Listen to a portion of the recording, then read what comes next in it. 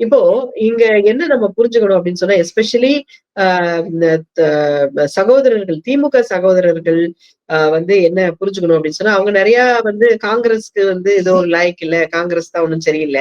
அப்படின்லாம் ரொம்ப ரொம்ப ரொம்ப அசிங்கமாவும், ரொம்ப ரொம்ப ரொம்ப கேவலமாவும் மன வருத்தத்த குடுக்குற அளவுக்கும் வந்து அவங்கலாம் எழுதியிருந்தத வந்து நான் வாசிச்சேன். ஆ அவங்களுக்கு என்ன புரியல அப்படின்னு சொன்னா, இந்த எஸ்ஐஆர் அப்படிங்கிறத ஒரு சிறந்த பிஎல்ஏவ அப்பாயிண்ட் பண்ணி, ஒரு சிறந்த ஆப்ப டெவலப் பண்ணி, இத வந்து சமாளிச்சிட முடியும் அப்படின்னு அவங்க நம்புறத பார்த்தா குழந்தைத்தனமா இருக்கு. யுகேஜி ஸ்டூடண்ட் மாதிரி இருக்குது. இங்க வந்து ஓட்டு திருட்டுனா என்ன?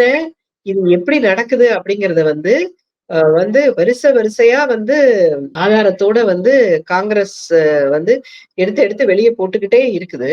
ஆனா இவங்க என்ன வந்து மக்களுக்கு ஒரு நம்பிக்கை குடுக்குறாங்கன்னா, அதெல்லாம் கவலையே படாதீங்க. உங்களுக்கு வந்து ஆப் வச்சிருக்கோம். நாங்க திமுகலேருந்து நாங்க ஆப் வச்சிருக்கோம். நாங்க வந்து எல்லாமே செம்ம சூப்பரு. எங்க பிஎல்ஏலாம் ஐயோ! அற்புதம். அப்புறம் வந்து பிளாக் டிஜிட்டல் ஆஃபீசர்ன்னு நாங்க ஏதோ வச்சிருக்கிறோம். எங்க கட்சியில. எல்லாத்தையும் வச்சு நாங்க பயங்கரமா சமாளிச்சு கிழிச்சுருவோம் அப்படின்னு சொல்லிட்டு இருக்காங்க.